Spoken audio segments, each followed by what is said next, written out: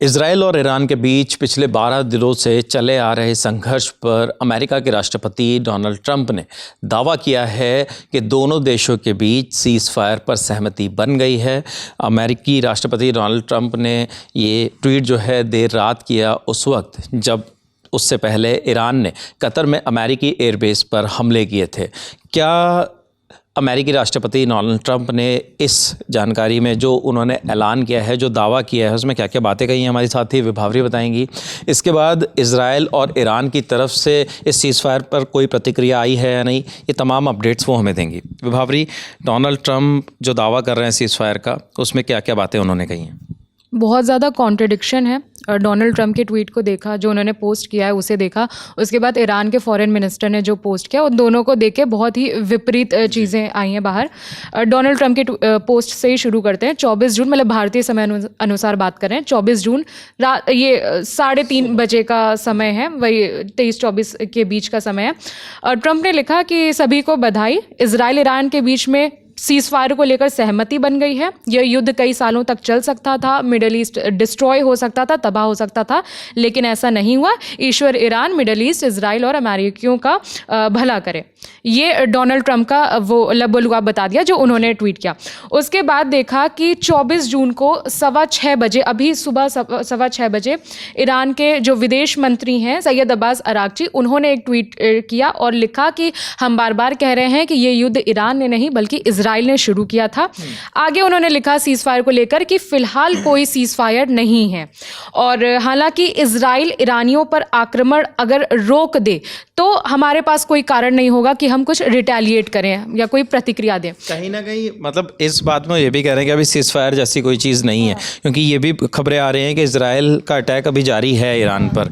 लेकिन इस बीच वो ये भी कह रहे हैं कि अगर इजराइल जो है हमले रोक दे तो फिर शायद उनकी तरफ से उस तरीके की कार्रवाई नहीं होगी। वही कि फिर हमारे पास कोई कारण नहीं होगा कि हम रिटेलिएट करें या उस चीज़ को, अपनी प्रतिक्रिया को कंटिन्यू करें। लेकिन उन्होंने ये भी बोला है कि फिलहाल कोई सीज़ फायर नहीं है। और 24 जून को ही वही रात 2:30 बजे जो सुप्रीम लीडर है ईरान के खामेनेई, उन्होंने डायरेक्ट सीज़ फायर को लेकर कुछ नहीं लिखा ट्वीट में, लेकिन उन्होंने ये ज़रूर लिखा कि जो लोग ईरान को जानते हैं, जो लोग ईरानियों को समझते हैं, वो जानते हैं कि ईरान वो राष्ट्र नहीं है जो कभी सरेंडर करे। ये खामेनेई का है। ये जो खामेनेई का ट्वीट है, ये ट्रंप के उस पोस्ट से पहले आया है या बाद में आया? ये ट्रंप ने पोस्ट किया, नहीं, ट्रंप के पोस्ट से पहले आया। ये रात 2:30 बजे के करीब आया है खामेनेई का। हालांकि इसमें भी उन्होंने कोई ऐसा इशारा नहीं दिया कि किसी तरीके की अमेरिका के साथ कोई बातचीत हुई है या इजराइल के साथ कोई बातचीत हुई है। न्यूज़ एजेंसी है रॉयटर्स, उन्होंने एक आर्टिकल छापा जिसमें व्हाइट हाउस के एक सीनियर अधिकारी के हवाले से उन्होंने लिखा कि इस पूरी बातचीत के दौरान जो अमेरिकी राष्ट्रपति हैं डोनाल्ड ट्रंप, वो इजरायली प्रधानमंत्री बेंजामिन नेतन्याहू के साथ संपर्क में थे, और दूसरी तरफ उपराष्ट्रपति अमेरिका के जो हैं JD वैंस और उनकी टीम ईरान के साथ संपर्क में थी। और सोर्स के हवाले से रॉयटर्स ने ये खबर भी दी है कि वैंस और उनकी टीम को डायरेक्टली इनडायरेक्टली कई सारे मैसेजेस, मतलब वो संपर्क में ईरान से लगातार हैं।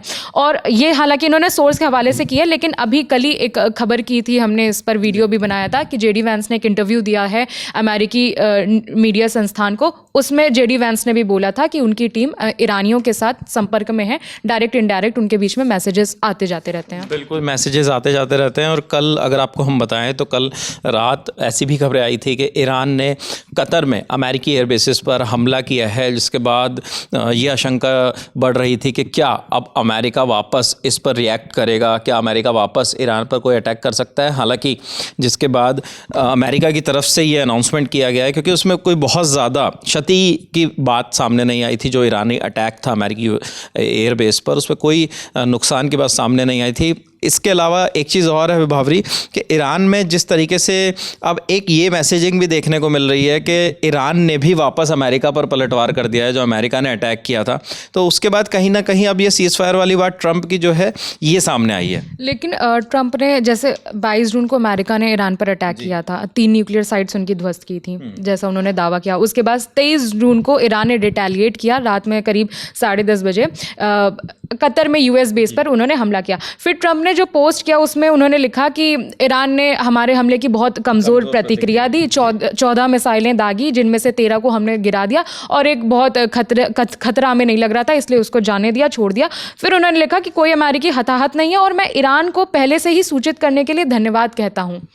तो ये थोड़ा सा एक डाइसी है। हाँ, अब इसके बाद अमेरिका ने कोई वापस कुछ वैसे अग्रेसिवली कुछ ऐसा प्रतिक्रिया नहीं दी है ईरान के अटैक पर और बल्कि प्रतिक्रिया नहीं दी है। लेकिन मैं एक चीज़ और आपसे समझना चाहता हूँ, क्या इजराइल का इस पर अभी तक कोई, जब तक हम वीडियो रिकॉर्ड कर रहे हैं, कोई इजराइल की तरफ से भी कोई बयान आया है क्या सामने? उनके प्रधानमंत्री बेंजामिन भी मतलब ट्वीट काफ़ी ज़्यादा सोशल मीडिया पर एक्टिव रहते हैं, पोस्ट शेयर करते रहते हैं, लेकिन फिलहाल इस वीडियो को जब हम रिकॉर्ड कर रहे हैं तब तक बेंजामिन की तरफ से कोई ऐसा नहीं आया है। जी बिल्कुल। तो ये अभी फ़िलहाल का अपडेट है जो अमेरिकी राष्ट्रपति हैं डोनाल्ड ट्रंप, उन्होंने ट्रुथ पर लिखा और उन्होंने दावा किया है कि ईरान और इजराइल के बीच जो संघर्ष चल रहा था पिछले कई दिनों से वो अब थम गया है और सीज़फायर जो है दोनों देशों के बीच होने पर सहमति बन गई है। खैर फ़िलहाल इस वीडियो में इतना ही। लगातार हमारी नज़र ईरान और इजराइल के जो भी हालात हैं, जो भी लेटेस्ट अपडेट्स आ रहे हैं उस पर बनी हुई है। हमारे साथ ये विभावरी तमाम जानकारी आप तक पहुँचा रही थी। देखते रहिए दिल ललन टॉप। शुक्रिया।